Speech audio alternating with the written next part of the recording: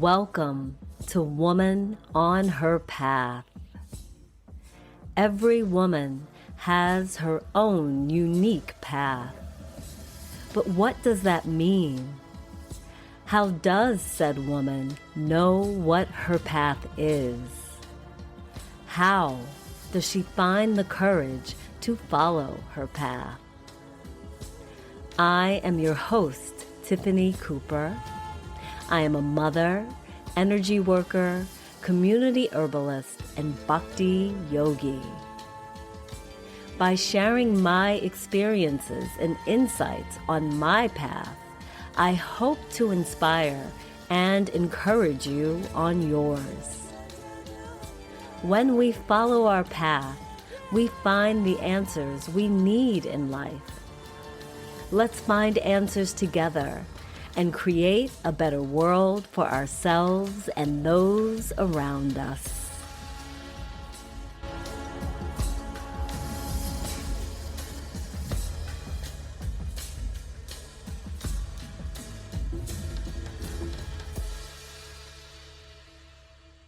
Hola, chicas. It's time for another episode of Woman on Her Path. So how was your week? Are you ready for the weekend? I am. In fact, I am heading into another very busy weekend, and it's busy with good things. Actually, I don't like to be overly busy. I like to take my time through each activity that I do so that I can stay focused and present.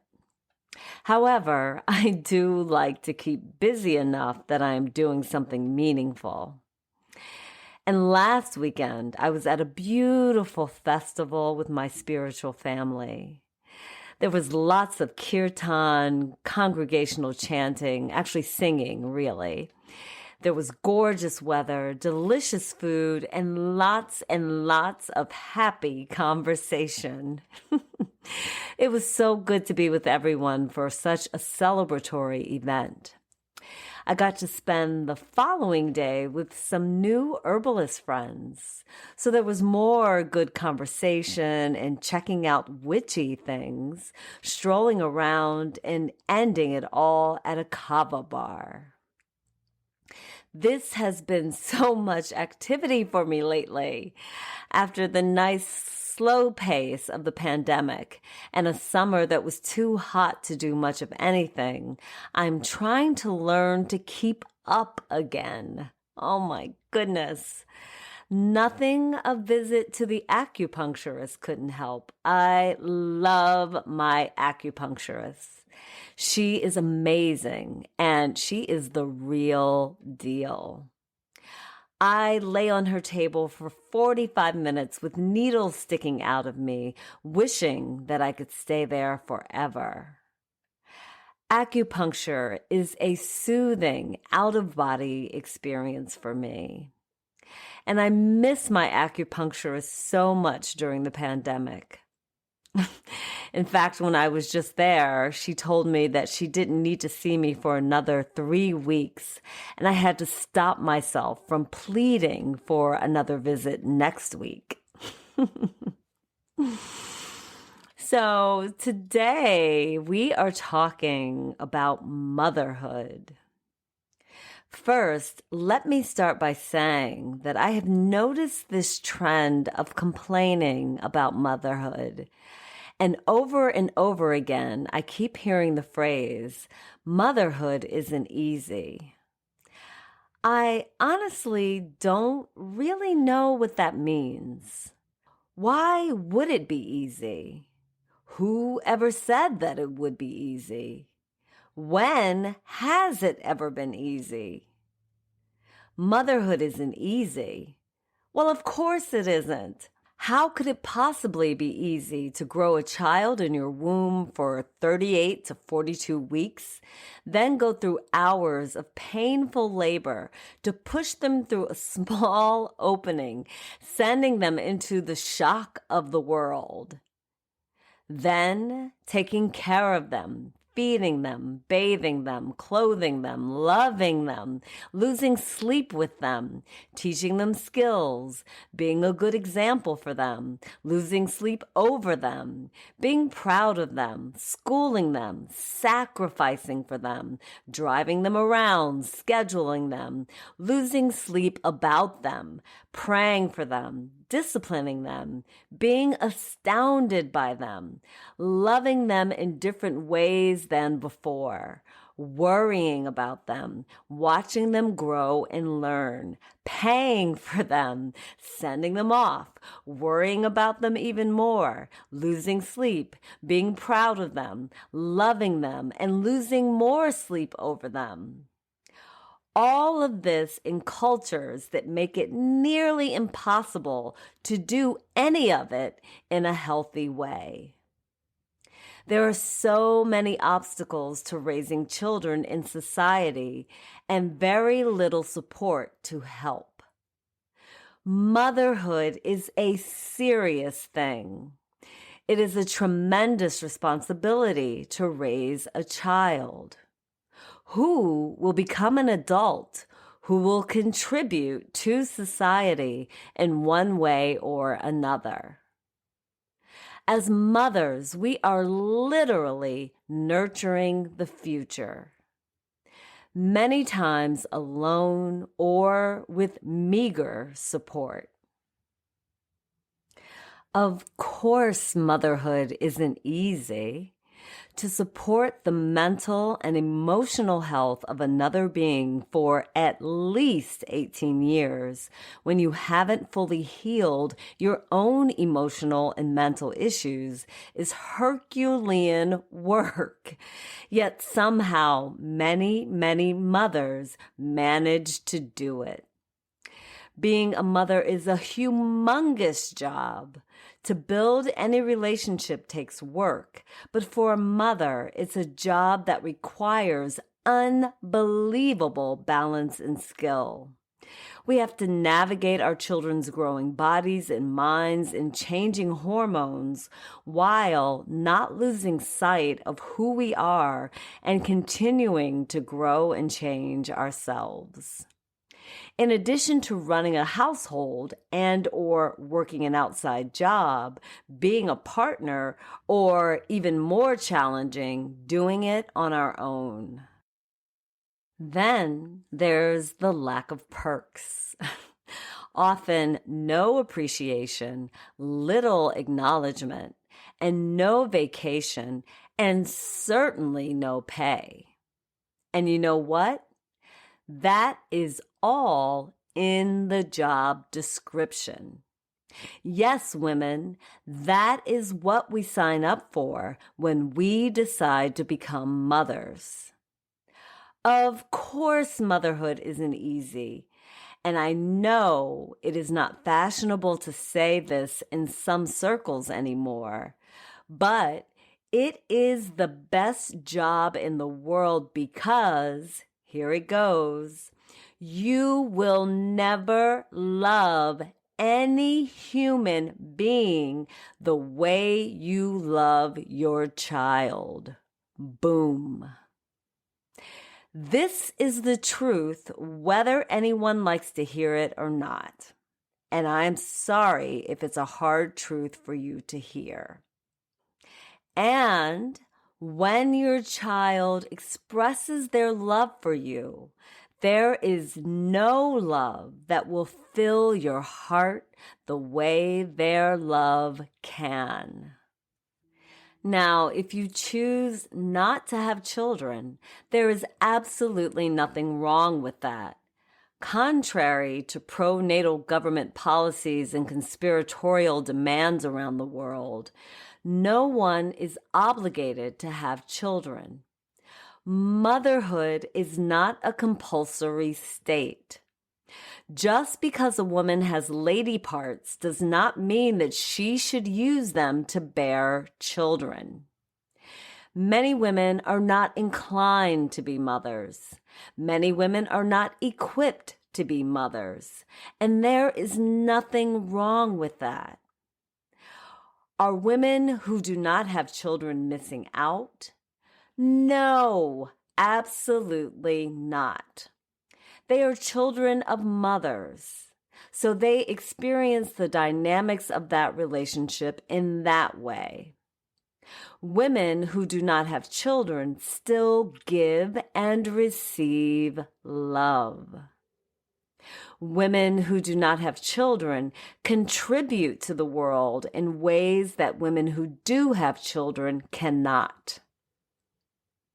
Mothers spend what are usually their most productive years raising children, while childless women get to put all of their energy into developing themselves. They can do things that mothers, from a practical standpoint, cannot. Children need to be raised, and there are limitations to what a mother can do in the meantime. Of course, motherhood is not easy. And if you're not willing to make the sacrifices required to be a mother, then it will be even less easy. However, if you step into the role with love, maturity, and patience while staying in touch with who you are as a woman, and I'm not saying this is an easy task, motherhood will be the greatest gift you can ever imagine. With the right attitude, you will experience growth in every aspect of your life. You will attain skills that make you stronger and well-rounded. Motherhood is constant, on-the-job training that teaches you to handle almost anything in life. Motherhood creates lifelong bonds that can nourish not only the children, but the mother as well. Motherhood allows you to build a dynasty, a family that will carry on into the future. Descendants with her quirks and features. Motherhood is a choice that every woman can make according to what fits her individual temperament and situation. Though I don't like the idea of motherhood being politicized, I strongly feel that in this modern world where children are continually exposed to an amalgamation of horrors, mothers need support. In a modern culture where the divorce rate is over 50%, mothers need support. Mothers are literally raising the future. The more difficult it is for them, the more bleak the future looks. With all that said, being a mother isn't easy, but it sure as hell is worth it if it is what you desire.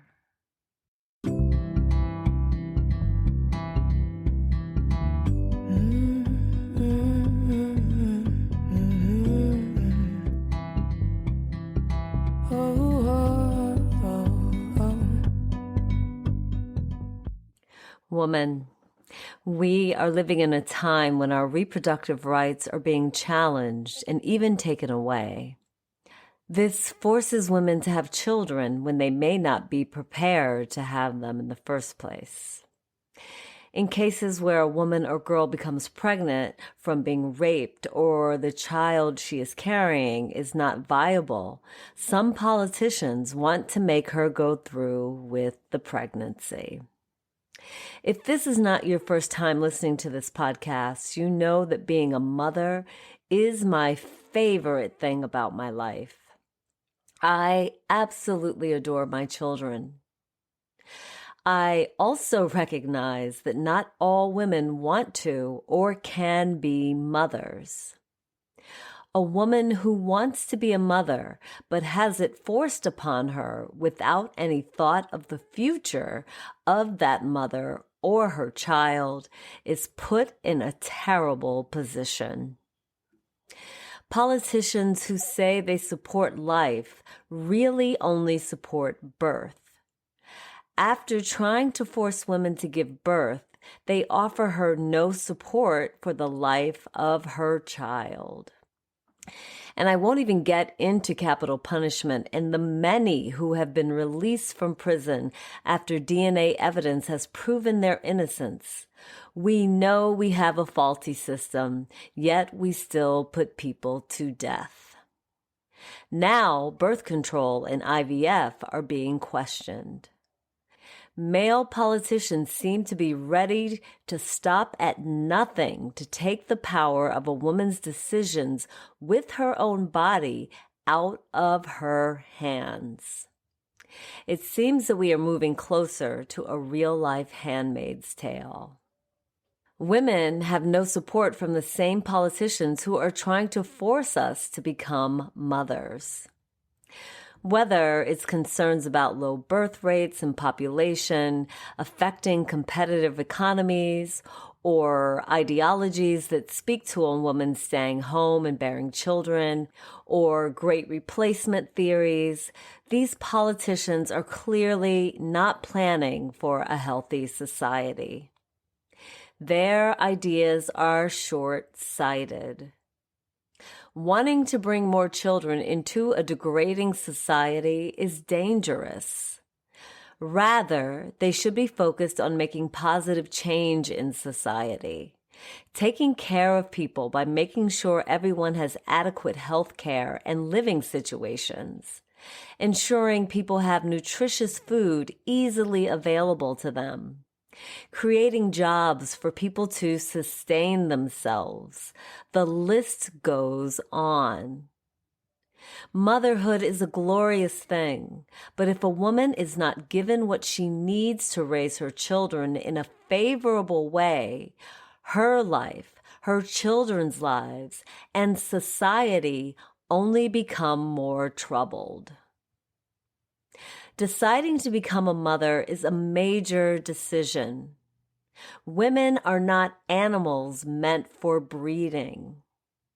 Only a woman knows what is best for her life, and she should be allowed to make that important decision for herself. I remember when I was a little girl, and I always thought that I would never get married and have a family. I had so many goals in my life that I didn't think I would have time for all that.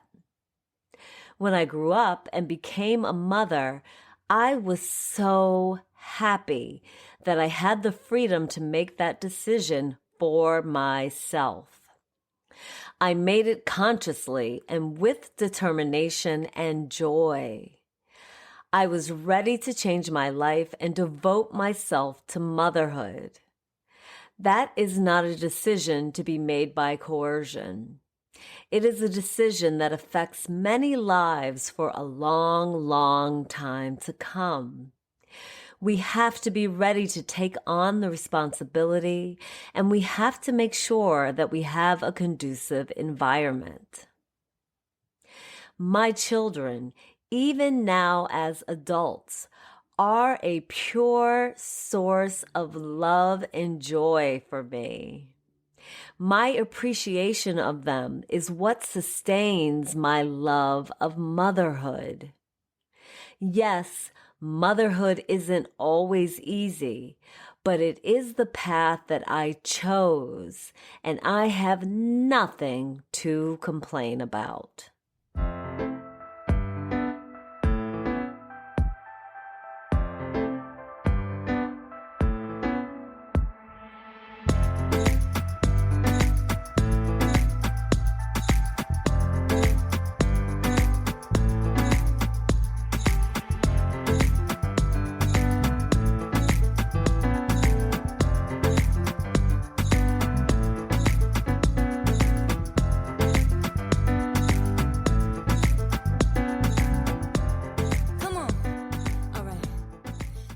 So many, many years ago, I was in a used bookstore that sold antique and out of print and rare books.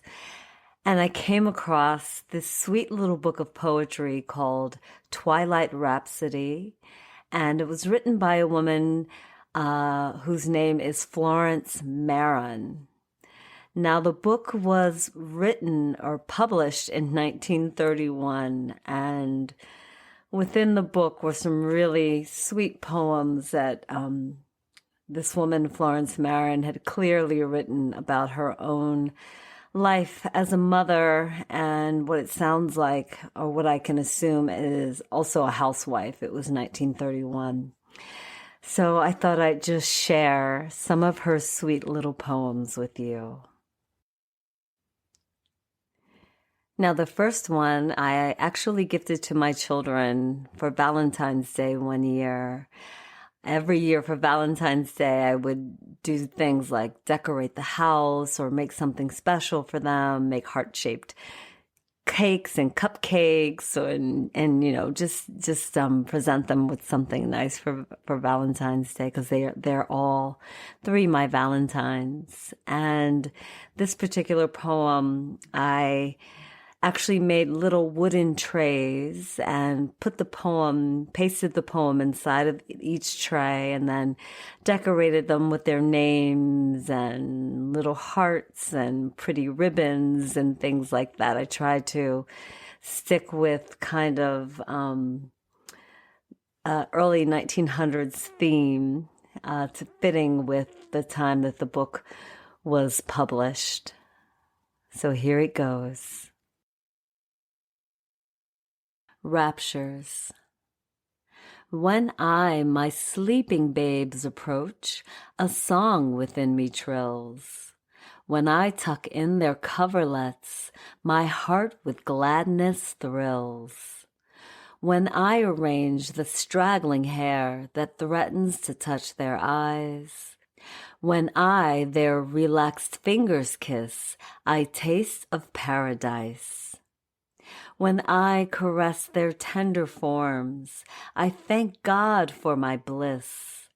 The whole world's wealth I would not take for rapture such as this.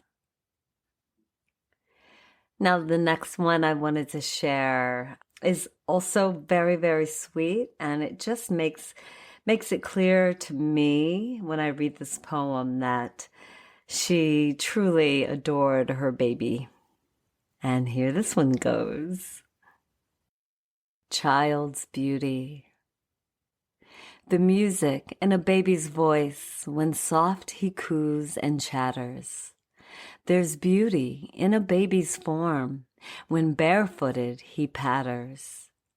All heaven's unfathomed radiance magnificently gleaming is seen upon a baby's face of angels when he's dreaming. And this one I just wanted to share because it's a sign of the times. In this poem, she just kind of speaks of her lifestyle, which is very telling and not too far from a typical suburban mother today. So I just thought this was interesting just to kind of serve as a bookmark for the time. And so here it goes. Today's mother. The mother of today is a creature of allure, by many means surrounded to make her way secure. No more she carries coal pails to light the kitchen fire. No longer do the biscuits provoke her husband's ire. All sandwiches are needless, they taste so glum and cool, since the cafeteria provides Tom's lunch at school. The family departing, on varied missions bent, is she left with numerous tasks, hard work her only scent? Ah, nay, the breakfast dishes soon take their morning plunge, while the vacuum cleaner quickly at carpets makes a lunge.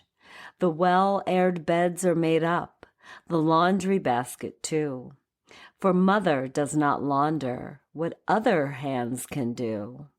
With minor preparations, the evening roast is set within the time-clocked oven that never failed her yet, while relishes and ice cream repose serene and neat on iceless shells so famous, the usual family treat.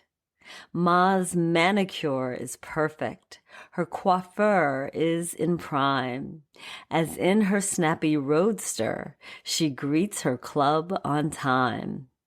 There at the luncheon table, she speaks with wit and knowledge of politics and science, although she knew not college. For every modern mother has learned to realize the library at close range will help to make her wise.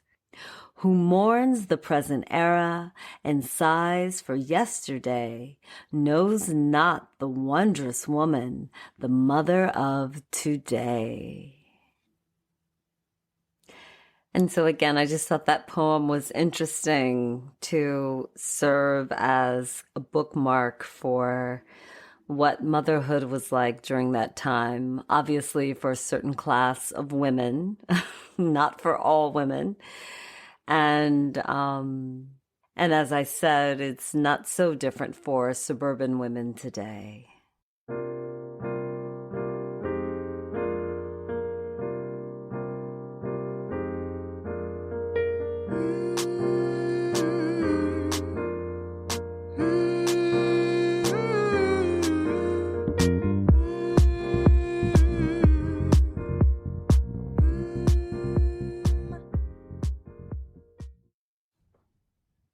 Woman, how are you giving to yourself to ensure that you can give to your children?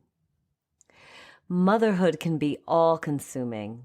Many times as mothers, we get so accustomed to sacrificing for and giving to our children that we forget that we exist. It is important to remember that we cannot give from an empty well. We must take care of ourselves as well as our children.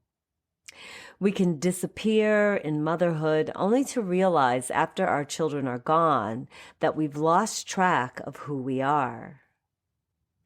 I know several women who ended up in therapy after their children went away to college. They lost their identity or had made their identity all about their children. And now that their children were gone, they felt completely lost. Our children need us, but unless we do something for ourselves, we cannot be there for them in the way they need us. It can be especially challenging when you're a single mother. When my children were young, I remember falling into bed every night after a long day of schooling, cooking, cleaning, doing laundry, taking care of pets, running errands, driving them around, all the stuff I did every day. Then getting up early the next morning to do it all again. It was utterly exhausting. There were many times when I was so wrapped up in motherhood that I couldn't think of anything else. Coupled with the fact that I truly enjoyed being with my children, my life was all about being a mother. Then I got sick. I had Lyme disease and I was unable to do as much as I was used to. I had to slow down. Slowing down made me realize that I could not go on the way I was and that I had to make some changes. So I slowly but surely took the parts of myself that I had locked away and I dusted them off and started to polish them. I realized that there were so many things that I had put on hold because I was a mother. There were many things that I gave up on too. Just dropped them like a casserole taken out of a hot oven without mitts. Most of that was necessary, but they didn't have to go away forever. I realized that part of regaining my health was reclaiming who I was as a woman, reconnecting with my creativity, and finding more time for myself. Sometimes it felt impossible, but once I made a commitment, I started making plans to slowly reconnect with who I was before I became a mother. I sat down and thought about what I wanted to do most and then made arrangements to do it. I made a mental checklist and I went down that checklist until I found the things that truly inspired me. For a while, it was writing, then it was dancing, then reading, yoga, going out for good food, energy work, spiritual practice, some of the things that I had put on hold to take care of my children. I didn't do them all the time, maybe once a month to start, but that was enough to help me begin to feel like myself again. I was happier and I had more energy. It took a while, but I began to find that balance between being a mother and being my individual self. My kids were still my main priority, but at the same time, I rediscovered what else made me happy, most of which I am still doing today. So what is it that you have put on hold to be there for your kids? Is there something new you could do for yourself? Maybe a monthly massage or a meditation practice, a yoga class, spending more time outdoors, a dance class, a book club, hanging out with a friend who also needs some me time, delving into a spiritual practice. There are so many things that we can do. We also want to be good examples for our kids and show them that it's not healthy to be a martyr. Teach them good habits so that when they become parents, they can follow your example. Be honest with them. Let them know that mommy needs time too. They can start looking at you as a human being and not just their mother.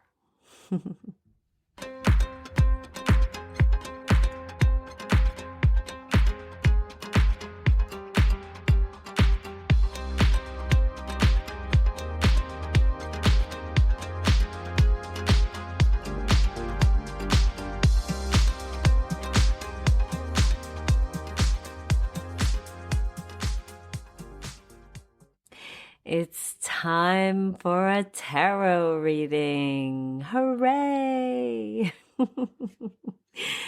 So yes, it's time for our weekly tarot reading, and I'm shuffling the cards. I'll just give them one shuffle this time, and then I'll cut them.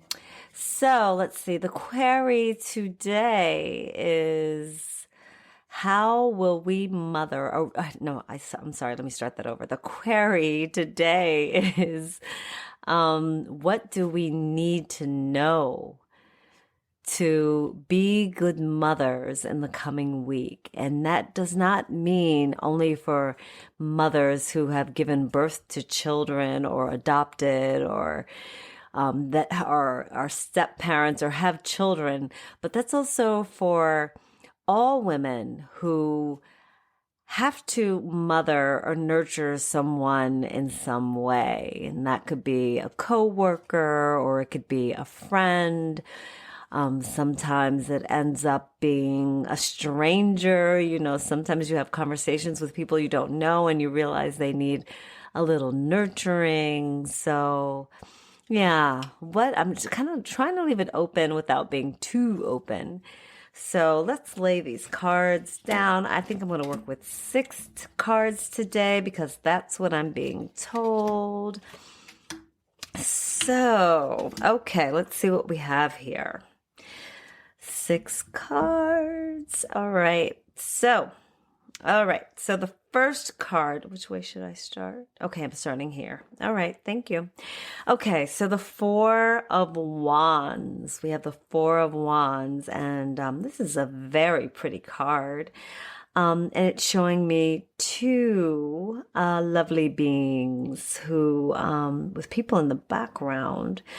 Okay, but in regard to our query, mothering. Let's see what I can pick up here. Okay, what do we need to know to mother? So this card is telling me that first of all, we need to bring joy. We need to bring joy to situations. That's the first thing we need to do. Bring joy to the situations that we experience. And that will begin the process of bringing nurturing to the situation. So first of all, being joyful, being happy, being positive, knowing that every cloud has a silver lining. Every situation has something good in it somewhere. And also remembering that everything is temporary. So when we are going through our struggles or we are needing a little nurturing, during those times, it's sometimes helpful to remember that that what we're going through is temporary. It won't last forever. So we have to be strong and we have to try to stay as positive as we can within reason. I mean, I'm not talking pie in the sky kind of positive. I'm talking about positive where we understand that there is a bigger meaning to whatever we're experiencing. So in order to nurture, in order to be mothers in the coming week, the first thing we need to do is to remember to stay positive. Okay, the next card is the Page of Swords. And this card is telling me that we also need to have faith in those that we are nurturing. And, as mothers, that's a big part of it. We can't just solve all of our children's problems. We have to have faith in them and give them space to sometimes make mistakes, to sometimes do things that we would not necessarily recommend, so that they can learn through natural consequences. And they can also experience on their own. And we have to have faith that the things that we have taught them already will shine through, which often happens, even when our children seem to be going a little off the rails. Ultimately, they come back to their base, to what they have learned, what we have taught them. The next card we have is the High Priestess, one of my favorite cards, the High Priestess. And so the High Priestess is, okay, she's really speaking to me here. Okay, so, gosh, I'm getting a lot of things. Okay, so the first thing I'm getting is that as the High Priestess, as the nurturer, as the mother in the situation, we cannot see things in black and white. Most of life happens in the gray. It's not in the black. It's not in the white. It's happening in the gray. And so as the wise mother that we are in the situation, we have to remember that and understand that we can't just judge whoever we're nurturing in terms of black and white, not judge them and not judge their behavior, not judge whatever situation they're in those terms.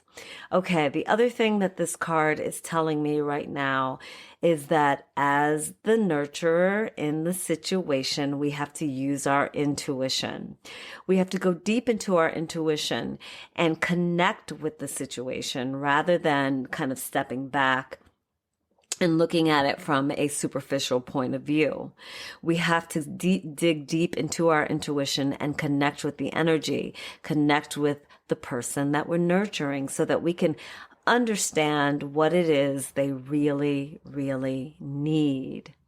Okay, the other thing I'm getting from this card is that we have to be sincere. We have to be sincere and honest in helping them. This is not about our own ego. We don't mother or nurture someone just to make ourselves feel or even look better. This is about the other person. This is about the one that we are nurturing. The other thing that's coming to me through this is we have to be bold, strong warriors in the situation as well.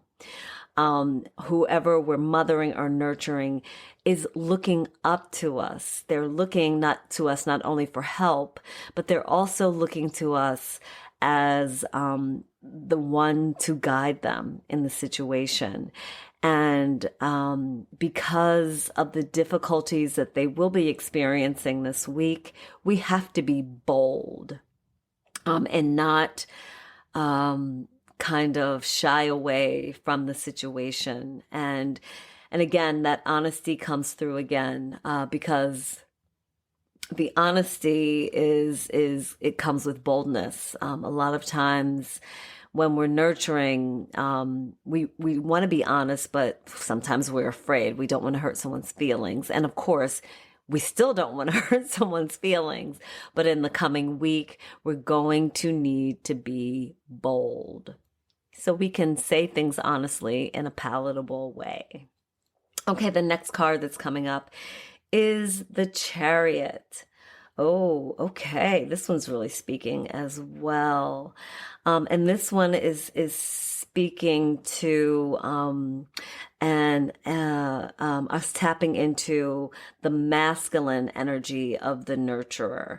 So the High Priestess card, the last card that we had, was the feminine energy. Again, as I mentioned, digging into the intuition and not seeing things in black and white. That's very much from the feminine energy wheelhouse. When we look at the Chariot, it's from the masculine energy wheelhouse. This particular card at this particular time is saying that, again, not looking at things in black and white. That's very important in the situation that's being reiterated. It's come to us twice in two separate cards. So that's something that we have to remember for the coming week. Life happens in the gray. In this masculine energy, we're going to have to tap into the magic of the masculine energy. And that is also about strength. The High Priestess, the feminine energy, is more about internal strength. The masculine energy is about external strength. And so we're going to have to use that magic of both the internal and the external. We're using the masculine and the feminine, meaning that we're using all of our faculties in this situation. So that's also telling me, as an aside, that whatever is coming up this week is going to be intense. So we're going to have to use all of ourselves. We're going to have to be our full nurturing selves to help whoever we're nurturing in the situation. Yes, and the same thing, we have to be sincere and honest in our endeavors. And remembering, I'm just going to reiterate this, remembering to connect both our masculine and feminine energy. It's not black or white. We're not seeing things in one way or the other. We're using all of our perspective, all of our energy in the situation. The next card that comes up is the Lovers. Yes, the Lovers. And this card looks very different to me tonight. I love how the cards do this. This card is very, very different for me than I've ever seen it before. And Lord knows I've seen it a million times. Okay, so what this card is telling me is that again, we are going to be successful in merging those masculine and feminine energies. This is a good thing for us. We are going to use them with the grace of God, to get through this situation to nurture. It looks like we're also, this card is also telling me that we may even be drawn into the situation that we're nurturing. So, as mothers, as a mother, I can tell you that oftentimes when my children are going through something, although I am nurturing them and, of course, loving them and helping them however I can, I also have to keep my wits about me and not get drawn into the situation too much, because if I'm getting too emotional and they're emotional, all hell's going to break loose. So as mothers, we often have to keep our composure, and at the same time, help, nurture, love, comfort, take care of our children. And this is what I'm getting from this card, is that we have to be careful about that in the situation that's coming up this week, because again, it will be intense, it will be powerful, and in order to help in the situation, we don't want to be too drawn into it. Okay. Yeah. And again, I'm just getting another message about, I'm supposed to say again that we have to remember to merge, use both of our energies, not just our feminine energy, not just our masculine energy, but we need to take a step back and try to look at the big picture, focusing on both energies together, because they work best together. It's absolute magic when they work together. And you feel it. You feel complete. And our final card of this tarot reading is the Eight of Pentacles. Oh, wow. And this card is about success. It is about the hard work that the person that we're nurturing is doing is going to lead to success. And of course, that success comes with our support, the nurturing that we give. So we are going to help someone become more independent. We are going to help someone figure out that they have the skills and the tools they need to succeed in whatever it is that they're working through. So, wow, lots of energy in the coming week for us, but we are going to use it well. So, yay! So happy mothering, everyone. I wish you all the best for yourself, and of course for whoever you're mothering in the coming week. And from this reading, I can see that they are very, very fortunate to have you in their lives.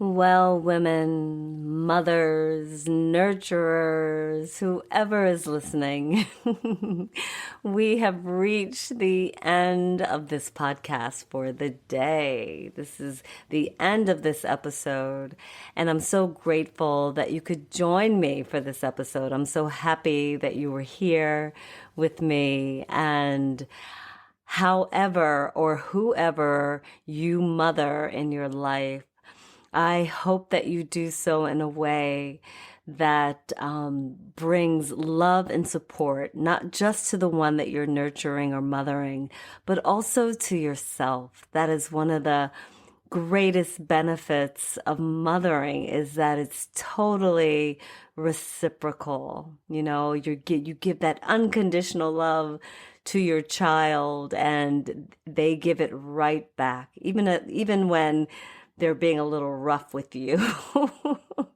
And even when you're being a little rough with them, ultimately you love one another, and there's no other love like that. I also want to remind you that next week the podcast is moving to Patreon. It will be the first week on Patreon. I will continue to make it available.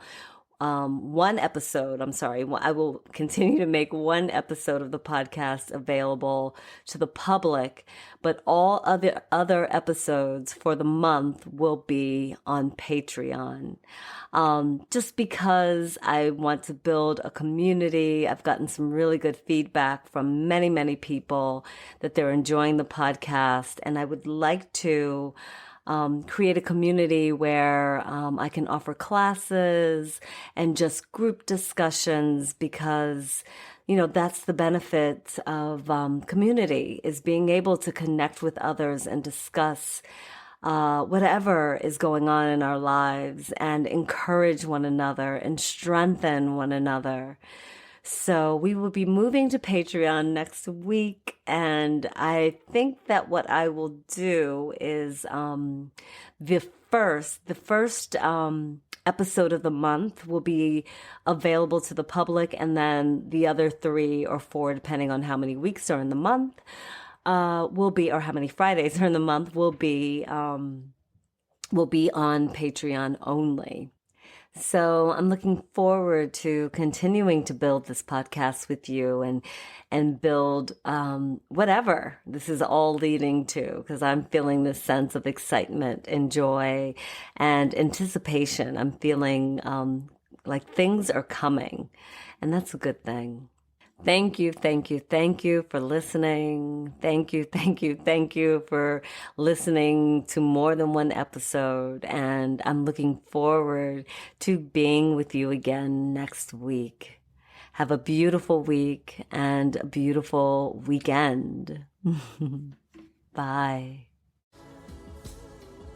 Thank you so much for listening to this show. I hope you found something useful. Like everything in life, we can take what we need and leave the rest. Please feel free to contact me with comments or questions at womanonherpath@gmail.com.